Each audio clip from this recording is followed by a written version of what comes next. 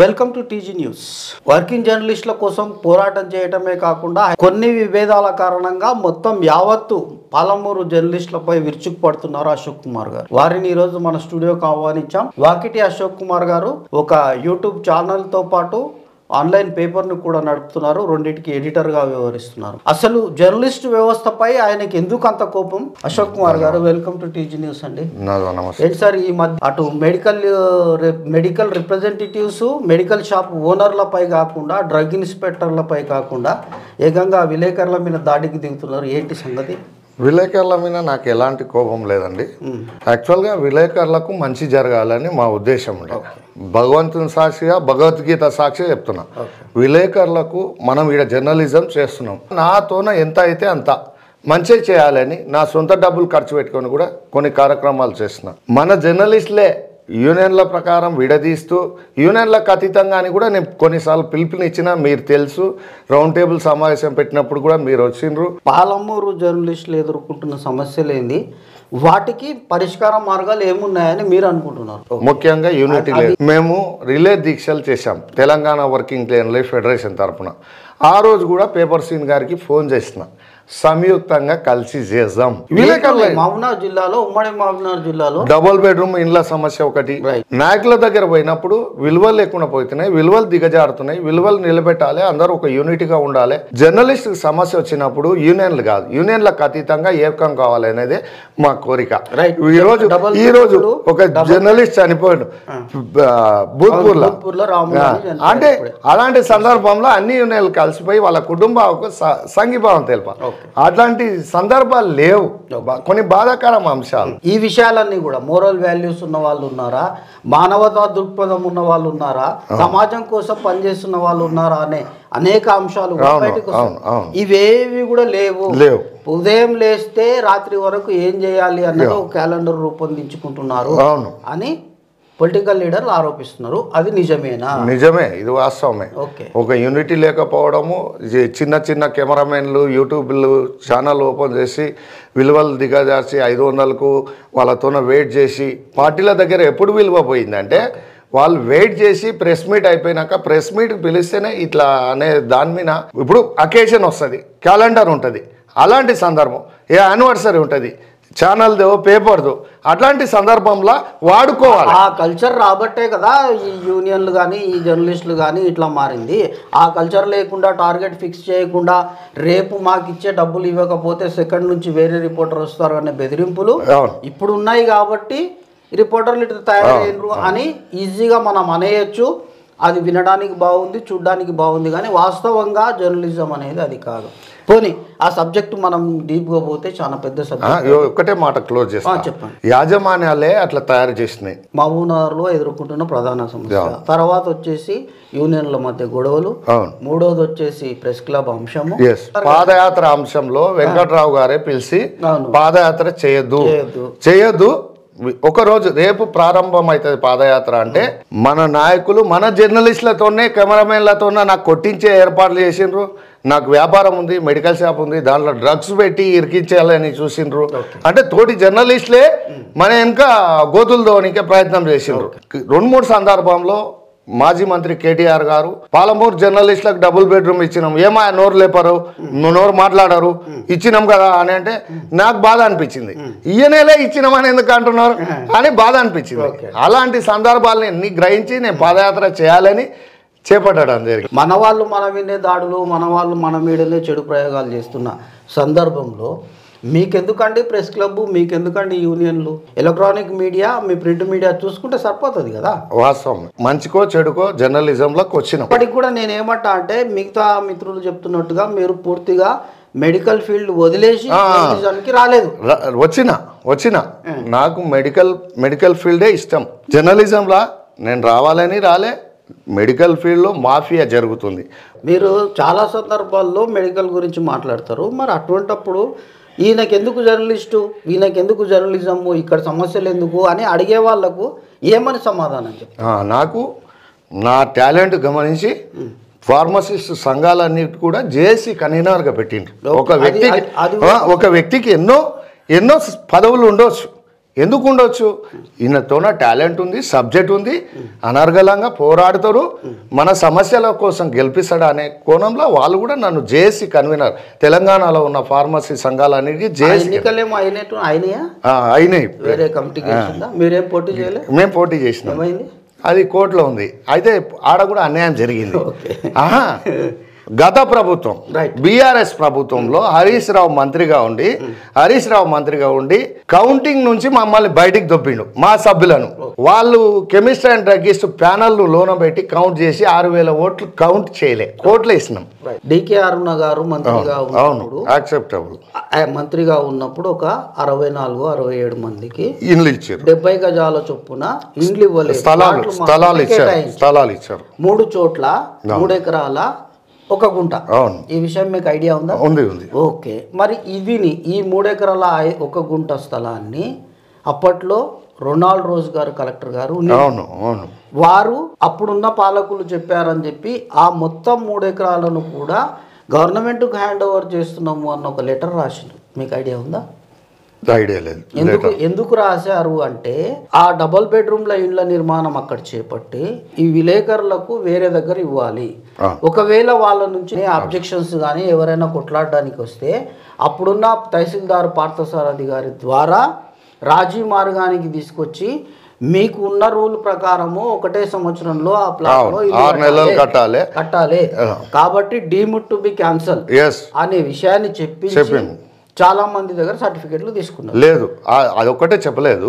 అది చెప్తూ మంత్రి గారు, మాజీ మంత్రి శ్రీనివాస్ గౌడ్ నేరుగా ఎంటర్ అయ్యి ఆ స్కీమ్ అయిపోయింది, మీరు 6 నెలల కట్టలే, ఇదే కలెక్టరేట్ లో రొనాల్డ్ రోస్ ముందరనే మాట్లాడి మీరు కట్టలే, మీకే ఇయ్యాలని రూల్ లేదు, కానీ నేను మీకే డబుల్ బెడ్రూమ్ ఇండ్లు కట్టిస్తా. ఎవరన్నారు?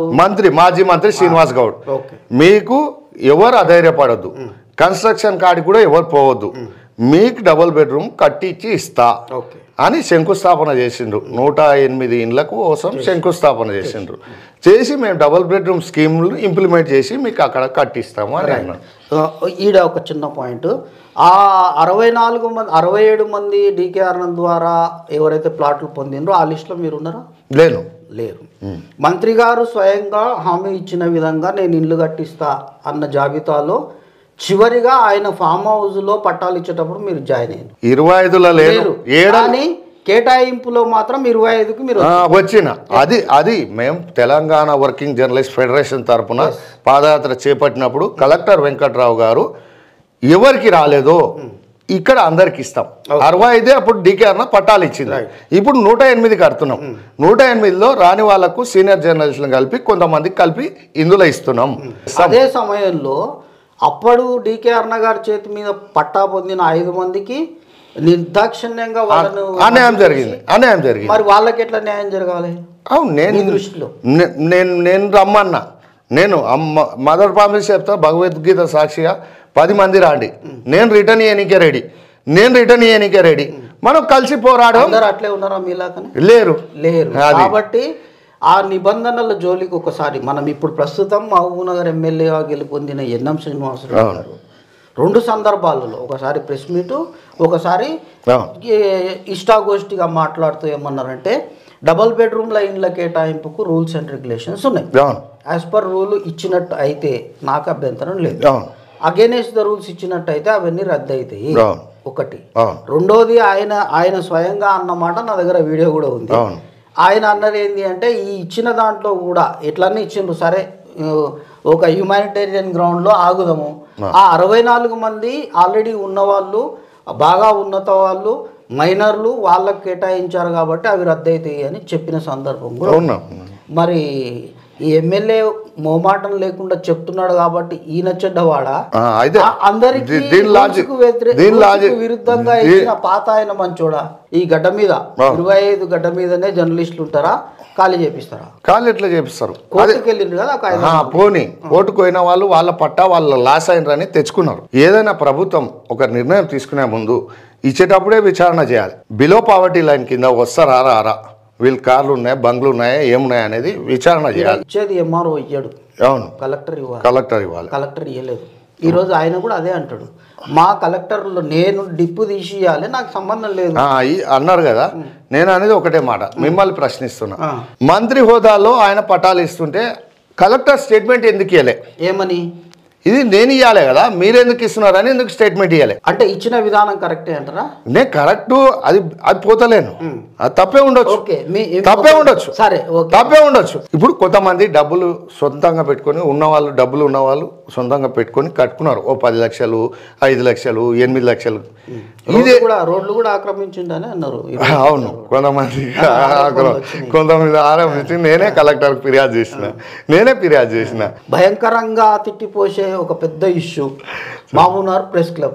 మహబూబ్నగర్ ప్రెస్ క్లబ్ పూర్వ చరిత్ర నాకు తెలియదు, మీరు చెప్పండి. అప్పుడు అందరూ ఒకటే సంఘంలో ఉన్నారు, ఐజేయు సంఘం. ఐజేయు సంఘమే రాష్ట్రంలో ప్రధానంగా ఏపీడబ్ల్యూజే అనేది ఉన్నది ఉమ్మడి రాష్ట్రంలో. అదే సంఘంలో అందరు పనిచేసిండ్రు, విభేదాలు వచ్చినాయి, వేరే వేరే సంఘాలే ఏర్పాడైనాయి. ఎప్పుడంటే 15 ఏళ్ళ 20 ఏళ్ళ కింద లేదు. ఇక్కడ మీరు ఒక పొరపాటు పడుతున్నారు. అప్పటి నుంచి కూడా TWJF ఒకటి, అంటే మీరు ఫెడరేషన్ ఉంది, జాబ్ జర్నలిస్ట్ అసోసియేషన్ అనే ఒక జాబ్ అనేది, ఆ తర్వాత APUWJ అని ఉండే. అప్పుడు అంటే ఇవి ఏళ్ల తరబడిగా ఉన్న సంఘాలు, దేశవ్యాప్తంగా కూడా అన్ని రాష్ట్రాలలో సభ్యత్వం కలిగి నేషనల్ సంఘాలు, ఫెడరేషన్ ఒకటి, జాబ్ ఒకటి, ఈ 3 కూడా అప్పట్లో నుంచి ఉన్నాయి, మన దగ్గర కూడా అప్పట్లో ఉన్నాయి. ఎక్కడ కూడా ప్రెస్ క్లబ్ విషయంలో వీళ్ళు అభ్యంతరం చెప్పలేదు, వాళ్లకు ఇబ్బంది పెట్టలేదు. కొట్లాట అనేది జరిగిన సందర్భం ప్రెస్ క్లబ్ దగ్గర లేదు. వాస్తవంగా ఏం జరిగింది అంటే ఈ మీ ఫెడరేషన్లో పనిచేస్తున్న వాళ్ళు కానీ, జాబ్లో చేస్తున్న వాళ్ళు కానీ అప్పట్లో ఇంత సంఖ్య లేదు. యూనియన్ లీడర్లు వారికి తోడుగా ఉండే 5-6 మంది మాత్రమే ఉంది. ఈ వేరాస్ APUWJలో అత్యధిక సంఖ్యలో మెంబర్షిప్ ఉండే, ఉమ్మడి జిల్లా వ్యాప్తంగా కూడా పెద్ద సంఖ్యలో ఉండే. దానికి ప్రాతినిధ్యం వహించిన వాళ్ళు కూడా చాలా పెద్ద మంది, వాళ్ళ మాట చెప్తే దాటని వాళ్ళు చాలా మంది. మీరు నిన్నమన తిట్టిన వాళ్ళు కూడా వాళ్ళ కంట్రోల్లోనే పనిచేసిన వాళ్ళే అందరూ. ఎందుకు నేను కూడా ఐజేఈలో పనిచేసిన, మీకు తెలుసు. నేను కూడా ఐజేఈలో పనిచేసిన. నేను హాస్పిటల్లో ఉన్న పరిస్థితిలో నాకు అధ్యక్షుడు ఇస్తాని పేపర్ సీను అనే వ్యక్తి, ఇదొక వాస్తవం, భగవద్గీత సాక్షి చెప్తాను. డెంగ్యూ వచ్చింది, రిపోర్ట్లు పెట్టిన, డబ్బులు పంపించమన్నాడు, 20,000 పంపి తర్వాత సభ్యత్వాలు చేసి తీసుకో అన్నాడు. ఆయన సొంతంగా అడగలే, సభ్యత్వాలు చేసి కట్టాలి, పైన పంపించాలి, పైన సంఘానికి పంపాలి, తర్వాత మీరు సభ్యత్వాలు తీసుకుని అన్న నాకు ఒక వారం టైం ఇవ్వండి, డెంగ్యూ వచ్చింది, గ్లూకోజ్లు ఎక్కుతున్నాయని. మీరు అడిగినరా ఏమన్నా పోస్ట్ అడిగినరా? ఆయనే ఇస్తాడు, మనం అధ్యక్షుని పోస్ట్. ఏదానికి? ఐజేయుకు, TWJ. అప్పట్లో ఇప్పుడున్న వాళ్ళు అప్పుడు లేకుండా ఉన్నారు, ఖాళీ ఉండే. దత్తు, బీజీ, రామాంజనేయులు మేమంతా సర్కిల్ దోస్తాన్లోనే ఉంటేమి. జమిని వెంకటేశ్వరరావు వీళ్ళంతా మేము సర్కిల్లో ఒకటే సర్కిల్లో పనిచేసినాం, దోస్తాన్లో రోజు కలుసుకుంటాం. ఒక దోస్తుగా నేను దత్తుకి చెప్పిన, దత్తు ఇట్లా పేపర్ సీన్ అన్న డబ్బులు అడుగుతున్నాడు, నేనేమో డెంగ్యూ వచ్చి ఇంట్లో పడినా, ఇది పరిస్థితి, వారం టైం ఏమని అడిగినా అంటే దత్తు క్యాచ్ చేసి ఏం చేసిండు, అక్కడ పోయి మ్యానిపులేట్ చేసుకున్నాడు, సేమ్ క్యాస్ట్ అని మ్యానిపులేట్ చేసుకొని ఆ సంఘం. ఇప్పుడు ఈ ఆరోపణ చేస్తుండ్రు కదా, వాళ్ళు మంచి పోస్టులలో ఉన్నారు. మరి వాళ్ళు న్యాయపరంగా వెళ్తే మీకేమన్నా ఎవిడెన్స్లు ఉన్నాయా? ఏది ఉన్నారు, మా అన్న శేఖర్ అన్న ఐ విట్నెస్, భగవద్గీత సాక్షి నేను చెప్తున్నా. ఇప్పుడు నేను మాలేసుకుంటా, దత్తు కూడా మాలేసుకుంటాడు అయ్యప్ప సాక్షిగా, దాన్నే పట్టుకొని చెప్పమని, సరే నా తప్పు అయితే నేను గుడి ఎక్కి నాదే తప్పైంది, నీవే కరెక్ట్ అని చెప్తా. అంటే విలేకరులకు రీచ్ కావాల్సిన పోస్ట్ ప్రెసిడెంట్, ఎక్కువ మంది సంఖ్యకు, మీకంటే వాళ్ళు బాగా ముందుకు పోతారేమో, అందరినీ కలుపుకపోతారేమో అన్న ఉద్దేశం లేదు. అది కాదు, ఈ డబ్బుల విషయంలోనే ఆయనకి ఇచ్చిండ్రు. వైశ్య కులం ఒకటి, డబ్బులు ఒకటి, ఒక వారం రోజులు ఆగలేకపోయిండ్రు. ఫెడరేషన్ నాకు గౌరవించి ₹1 అడగలే, నా పనితనం చూసి నా వర్క్ చూసి వాళ్ళు పిలిచి ఇచ్చిండ్రు నాకు. విరాట్ అలీని ఎందుకు తిట్టిందంటే ఆయన దేశవ్యాప్తంగా మంచి విలువలు గల జర్నలిస్టులలో ఆయన కూడా.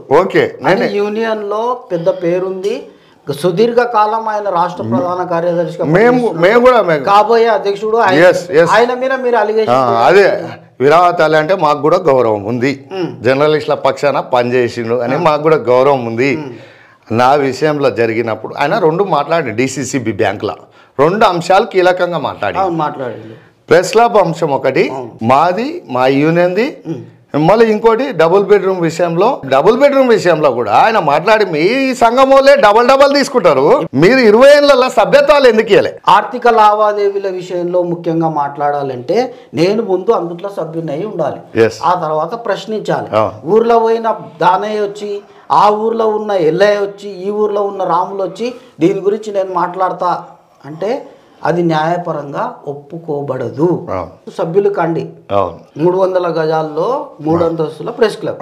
అది ఎందుకోసం మెన్షన్ చేయబడ్డది అంటే మహబూబ్నగర్లో ఉండే జర్నలిస్టులు అంతా కూడా దాన్ని వాడుకోవాలి. మీ పత్రికలు, మీ పత్రికలకు సంబంధించిన సమావేశాలు, మీడియా సమావేశాలు ఆల్ పార్టీస్ ఎటువంటి బేజషాలు లేకుండా చేసుకోవాలి. ప్రెస్ మీట్లు ఒకవేళ బయటి వాళ్ళు కండక్ట్ చేస్తే మినిమం మెయింటెనెన్స్ ఛార్జ్ అడగాలి. విత్ ఇన్ ది గ్రూప్ అంటే మీడియాకు సంబంధించిన వాళ్ళు మీటింగ్ పెడితే ఓన్లీ అరేంజ్మెంట్ చేయాలి, కరెంటు బిల్ ఒకటి కట్టుకోవాలి, నీళ్లు తెచ్చుకోవాలంటే బయటకు వెళ్ళి మినరల్ వాటర్ తెచ్చుకోవాలి. ఇది దానికి ఉన్న రూల్స్ అండ్ రెగ్యులేషన్. అయితే ఇక్కడ మీరు అన్నట్టుగా కొంతమంది ఎవరు అక్కడికి రాకపోవడం వల్ల కిరాయిలు వసూలు చేసి దగ్గర పెట్టుకున్న మాట వాస్తవమే అయి ఉండవచ్చు. దాన్ని వసూలు చేసే పద్ధతి ఇదేనా? మీరు ఏదైతే ప్రెస్ క్లబ్ మాది అంటున్నారో ఆ ప్రెస్ క్లబ్లో కూర్చొని వాళ్ళని తిట్టడం ఎంతవరకు సమంజసం? అంటే ఇక్కడ మీ ధైర్యం మీకు ఉంది అని వాళ్ళకి బలం చూపించడానికే పెట్టినరా? అట్లా లేదు. ప్రెస్ క్లబ్ విరాహతాలి మాట్లాడిన మాటలకు మాకు మనసు విరిగింది. విరాహతాలి అంటే మాకు గౌరవం ఉంది. రాబోయే తరాలకు జర్నలిస్టులకు ఒకటి నిలబెట్టిండ్రు, ఒక భవనం ఏర్పాటు చేసి. దానికి ఇంతవరకు రంగులు వేస్తలేరు కదండి. ఇప్పుడు 2 ఏళ్ల నుంచి ఒక వ్యక్తి దగ్గర తాళం ఉంది. 2 ఏళ్ల దగ్గర లేదు, 2 ఏళ్ల నుంచి లేదు. విషయం వెంకట్రావు గారు ఉన్నప్పుడు, కలెక్టర్ వెంకట్రావు ఉన్నప్పుడు నిధులు అనేక్రాంతం అవుతున్నాయని మేము ఫిర్యాదు చేసినాం. లేఖ ద్వారా తాళం చేతులు కలెక్టర్కు హ్యాండ్ ఓవర్ చేసినాం. మీరు కలగజేసుకొని ఏదానికైనా మీరు చైర్మన్గా ఉండి వ్యవహరిస్తారు, ఇది కూడా చైర్మన్గా ఉండి ఎన్నికలు నిర్వహించి నూతన కమిటీ ఏర్పాటు చేయండి అని మేము విజ్ఞప్తి చేసినాం. లెటర్లో అదే ఉంటుంది, ఇప్పుడు కూడా ఉంటుంది అదే లెటర్. మేము అదే కోరినాం. అయితే కలెక్టర్ ఏం చేసిందంటే, మేము ఆ లెటర్ ఇచ్చినాక TWJ IJU జమ్ని శేఖరు దత్తు అందరు పోయి వాళ్ళు ఒక లెటర్ ఇచ్చిండు, మాది సంఘము, మాది భవనము, అది ఇది అని ఒక లెటర్ ఇచ్చిండు. బసవరాజు వాళ్ళు పోయి ఒక లెటర్ ఇచ్చిండు. మేము మా ఎందబడి ఇంతమంది ఉన్నారు, 75 మంది ఉన్నారు, మేము నష్టపోతున్నాం, ప్రెస్ క్లబ్ ఇట్లా మాది మీది అని అంటున్నారు, ప్రభుత్వ స్థలం అని వాళ్ళు ఇచ్చింది. నిజానికి కూడా ప్రభుత్వ స్థలమే. TWJ IJU నిలబెట్టింది, కాదనట్లేదు, వాళ్ళను మేము విమర్శిస్తలే. మహబూబ్నగర్ విలేకరులకు అందరికీ కూడా ఎవరైతే ఈ వ్యవస్థలో పనిచేస్తున్నారో గుర్తింపు పొందిన వారు వాళ్ళు యూజ్ చేసుకోవడానికి అభ్యంతరం లేకుండా చేసుకోగలిగితే అత్యుత్తమంగా ఉంటుంది అని నా పర్సనల్ ఒపీనియన్. దానికి మీరు సహకరిస్తారా? మేము సహకరిస్తాం. మేము మీ ప్రెస్ క్లబ్ లా పోటీ చేస్తామని ఇప్పుడు కూడా చెప్తున్నా. మీ ఛానల్ పరంగా నేనేం పోటీ చేయను. ఇప్పుడు దాని రూల్ ప్రకారం కూడా ఒకసారి సభ్యత్వం తీసుకున్న తర్వాత నెక్స్ట్ కమిటీకి పోటీ చేయొచ్చు. ఫస్ట్ కమిటీకి ఓటర్ గానే ఉండాలి. అది కూడా రూల్స్ లో. 2000 అయితే మీరు అన్నట్టుగా కొంత స్తబ్దుగా ఉంది కాబట్టి ఈసారి ఏం చేయాలి అంటే, ఎంతమంది న్యాయ కోవిధులను అడిగినా మాట చెప్పేది ఏంటి అంటే, ఈసారి మాత్రం ఫుల్ ఫ్లెడ్జ్ కమిటీ కూర్చోబెట్టి జనరల్ బాడీ మీటింగ్ కండక్ట్ చేయండి, మీ అభిప్రాయాలన్నీ దాంట్లో మార్చుకోండి, తర్వాత చేసుకోండి అన్న అభిప్రాయం వస్తుంది అని నేను అనుకుంటున్నా. ఎందుకంటే నేను న్యాయవాదిని కాబట్టి. ఒకటి, మీరు చేస్తున్న ప్రయత్నంలో విజయం సాధించాలని కోరుకుంటూ, ఈ ఉమ్మడి మహబూబ్నగర్ జిల్లాకు ఒక అసెట్గా ఉంటుంది. ఆ విషయంలో వివాదాలకు ఎక్కువ పోకుండా నేను టీజీ న్యూస్ పక్షాన మిమ్మల్ని ఏం రిక్వెస్ట్ చేస్తున్నా అంటే, కొన్ని విషయాల్లో మీరు పూర్తిగా స్టడీ చేయండి, 99% స్టడీ చేసి దానికి ఒక పరిష్కార మార్గం చెప్పండి. ఆ పరిష్కార మార్గం దిశగా అందరం కలిసి ముందరికి. మేము మా రిక్వెస్ట్ ఒకటే, టీజీ న్యూస్ తరపునే రౌండ్ టేబుల్ సమావేశం పెట్టండి. ఇదే ప్రెస్ క్లబ్ అంశమే, ఎన్నికలు సభ్యతాల విషయంలో. అవునండి, మీ దగ్గర తాళాలు ఉన్నాయి కదా, మీ దగ్గర ఉన్నాయి కదా, మేము ఎగ్జిస్టింగ్ కమిటీలో మేము ఉన్నాం కదా, అందరం కలిసి పోయి చూద్దాం మా బిరువాలు ఎందుకు పెట్టాము.